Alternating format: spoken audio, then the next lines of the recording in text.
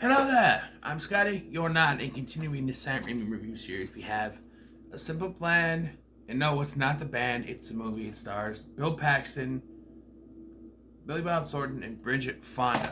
This is only the third movie I've seen Bridget Fonda in. The other two would be her brief cameo in Army of Darkness, and I'm ashamed to say the other one is Monkey Bone.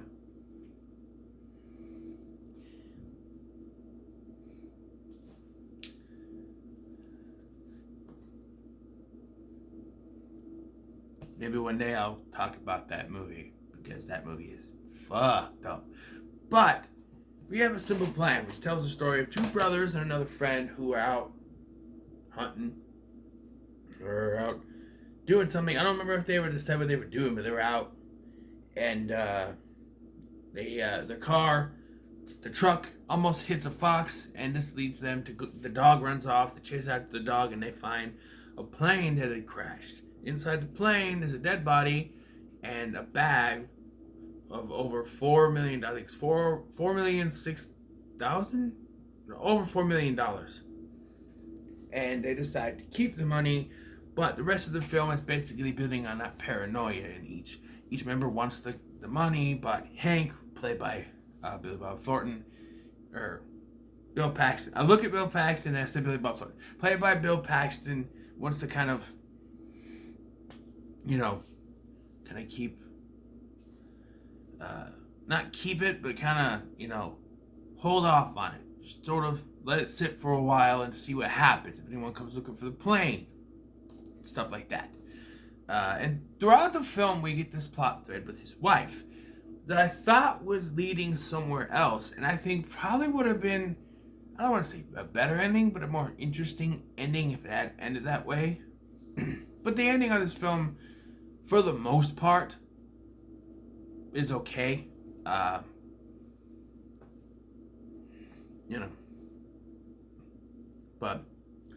yeah, I enjoyed this movie, actually. I think this could be in the top 5 when I rank it. I really enjoyed this movie. You got Billy Bob Thornton.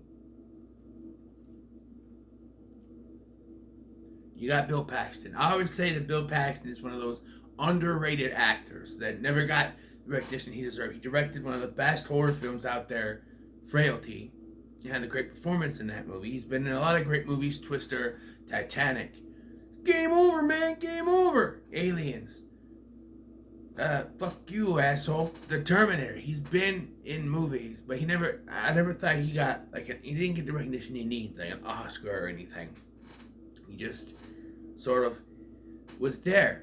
And then after he died, all those people started saying, oh, he had great movies. Okay, after he died, he's getting all this recognition. It's like a Michael Jackson and Elvis thing. You know, the whole thing where they were popular when they were alive, but when they died, did their stock rise up, After they died, everybody started buying their records and their CDs and all their music and stuff and memorabilia because they died. That happens. And it happened here, maybe not as much to that effect because he wasn't as he's an underrated actor in my opinion and deserved more recognition for his performances. His performance in this is pretty good, especially towards the end when he's forced to do something, which we'll get to. Billy Bob Thornton, he's a good actor. I like his performances, and like Sling Blade is one that comes to mind. Like French fried potatoes. Do that, did the boy. And Bad Grandpa, or Bad Santa. I messed up Dirty Grandpa and Bad Santa. Bad Santa. Is Granny spry? Maybe some sandwiches. I don't know what he's trying to do. Is Jacob, his character, is he mentally handicapped? They don't spell that out. But the way he talks, I don't know.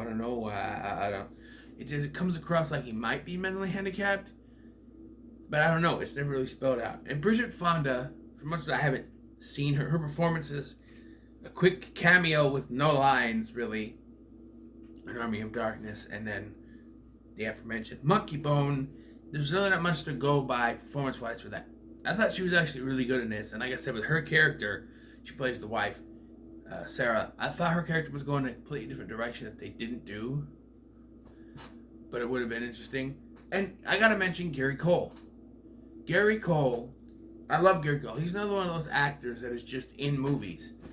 He's the Brady Bunch movie and Office Space and Pineapple Express. Whenever he's in a movie, I think this is awesome. I love Gary Cole.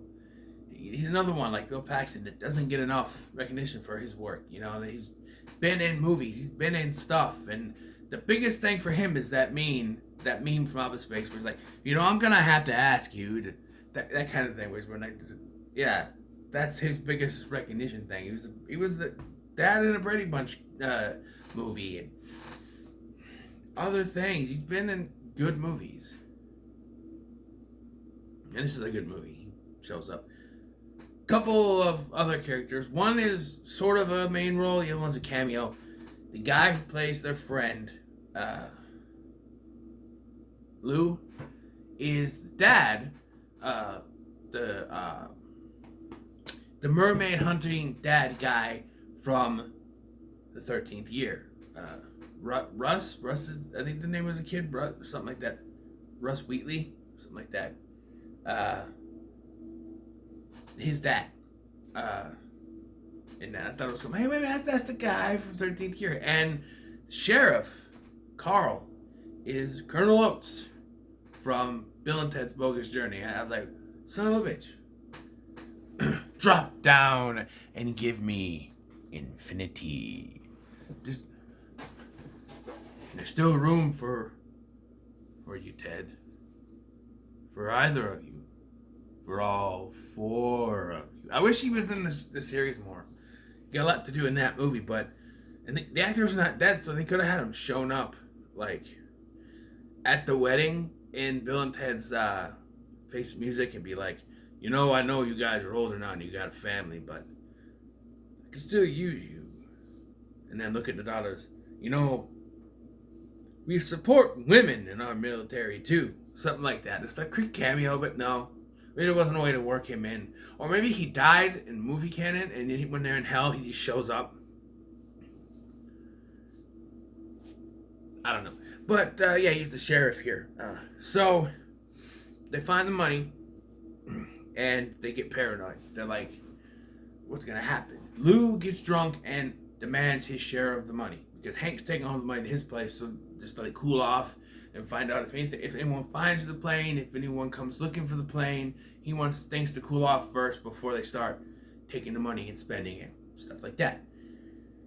Well, they tell Lou, don't tell anyone. Of course, he tells his wife right away, and then Hank goes home and tells his wife. You know, he's the one that said, don't tell anyone. But he tells her, and Sarah immediately, and she has this plan. I thought it was leading somewhere. She says, you got to take some of the money back. You know, it can't be. It just makes sense. Like if they find the plane, there's no money. They're gonna be okay. Somebody found the plane, took the money, and it was Jacob who said, "Oh, we heard plane," you know, and we went to look. So yeah, they're kind of screwed. So you leave some of the money there, I guess. And excuse me. So he goes back, and she's like, "Don't tell your brother," which is Bob Thornton's character, Jacob. Don't tell your brother, okay? But he uses him to get there to his car, and they get there, he puts it back, and then another guy shows up looking for a fox that stole his chicken. But because Jacob gets paranoid, he knocks the guy out, thinking that he killed him. And so Hank's like, just go, I'll take care of it. Just go. But it turns out the guy's not dead. And so, he's like, okay. I'm thinking, okay, he's not dead. That's good. But then he's like, where's your brother? We got to call the cops. I'm like, oh, shit. So he suffocates him. Because when his brother goes to jail, he brings the cops out. This is all going to cause problems. So he suffocates him to death. And he makes it look like it was an accident.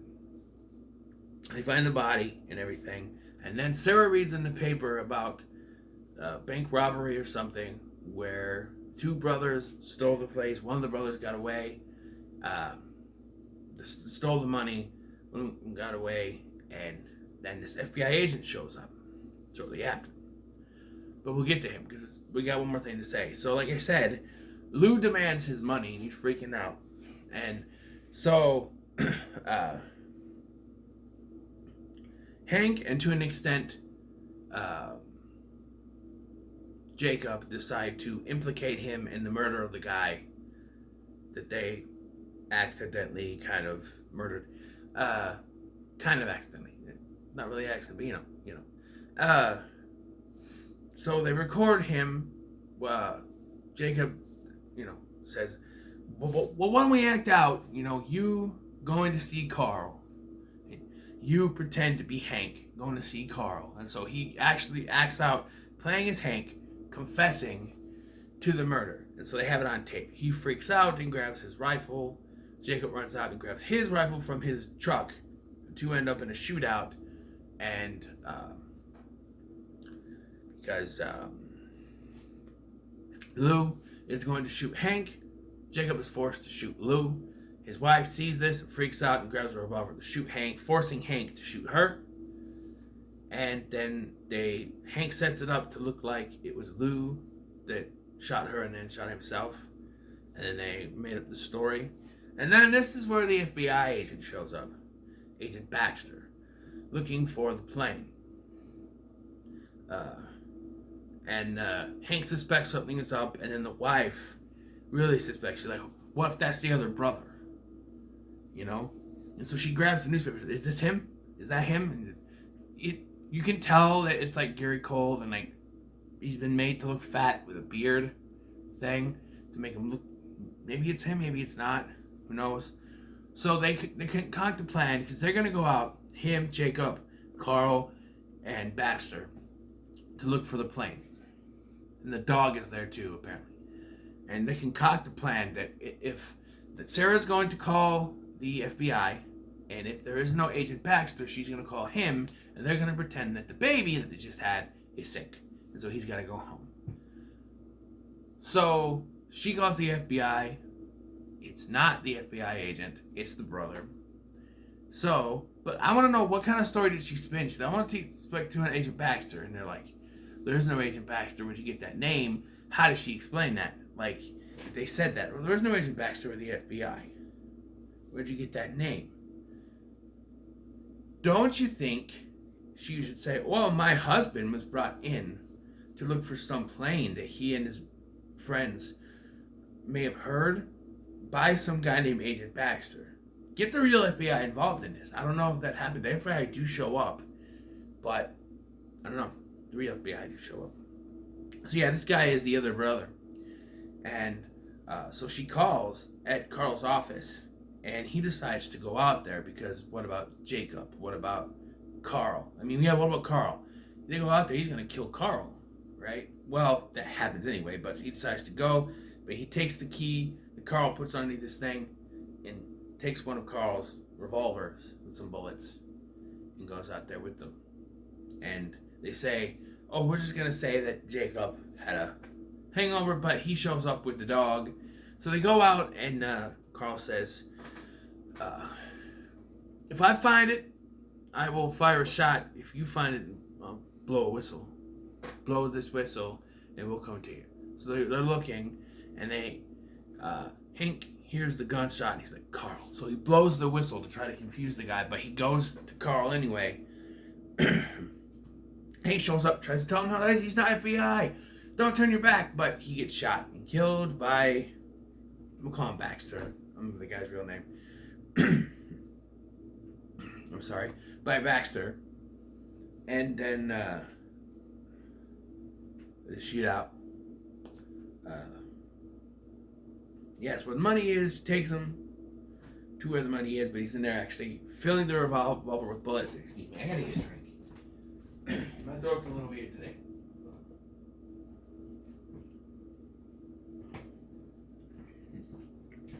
So, he goes in there, he pulls out the money, he goes, where's the rest of the money? And he ends up shooting him. Hank ends up shooting Baxter. And so he starts to concoct this plan. He came out and you were over there and you weren't around. And he shot. Now, why did he bring... He calls for Jacob after this. Why doesn't he just concoct his story and tell Jacob that story? He killed him, and then I shot him in self-defense. Boom. Why doesn't he? You know, it's very simple, but Jacob shows up. Jacob's like, I don't want to be part of this. You gotta kill me. You gotta kill me. But Hank's like, no, I can't do that. I can't do that. Okay, I'll kill myself. No, that'll implicate both of us. You can't. So he does end up shooting his own brother. And props to Will Paxton for this scene. It really feels like a brother shooting a brother. Like, it really hurt him. He's a fantastic actor here. And then we cut to an interrogation room with the FBI. He tells his story, and they believe him. They say, okay, but the rest of the money's still missing. And they say, basically the story is they went out there, they found a plane, and this guy pretending to be the agent shot Carl, shot his brother, and then tried to kill him, but he shot him in self-defense. Part of the money is still missing, but they say we'll get it eventually. Because, and this is the part I really don't like it should have ended with them. They have the money. There's one of two endings I'm going to go with. It's neither this ending, but they should have them happy, having the money, have the new child, and they're living their life, even though he's heartbroken by what he did. They don't do that. Talk about the other ending a little bit. They don't do that. Instead, they say that they actually wrote down all the serial numbers on the money, so if it's spent, they'll catch whoever's spending it. So he's forced to go home and burn all that money. At least like $3 or so million of it. Just because they can. She's for me, no. And then this is when I thought of my idea. Well, like, what if the wife set him up? One of two ways. Like, what if they don't believe his story and he went to jail and she was able to keep the money and the kid? That would be a little strange. But another one that I came up with, because it feels like she's sort of the boss in this scenario. Like, she's telling him what to do. What if this was all part of a plan? And after he shoots Jacob, she shows up. And he's distraught. And she's hugging him.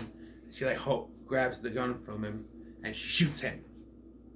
And she plays it so it looks like there was like a shootout sort of thing, and then leaves, and then she ends up with the money.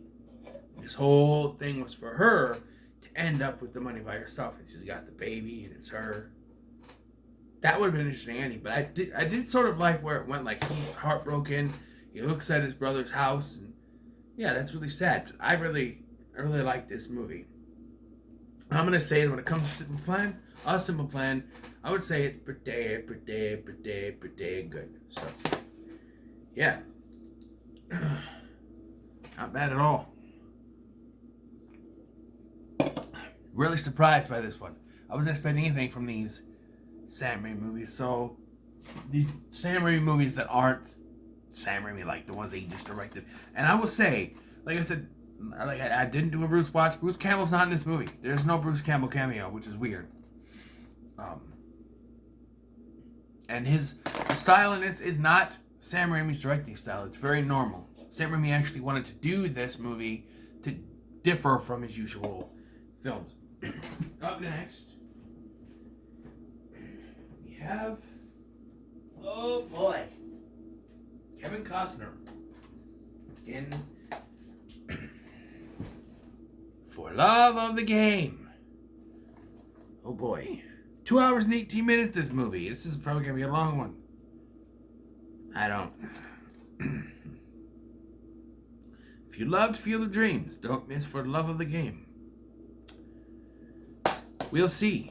But until then, make sure to like, share, and subscribe. Thanks for watching. I've been Scotty. I forgot to say, what are your thoughts on A Simple Plan? In the comments below. Make sure to like, share, and subscribe. Thanks for watching. I've been Scotty, and I'll see you in the next one.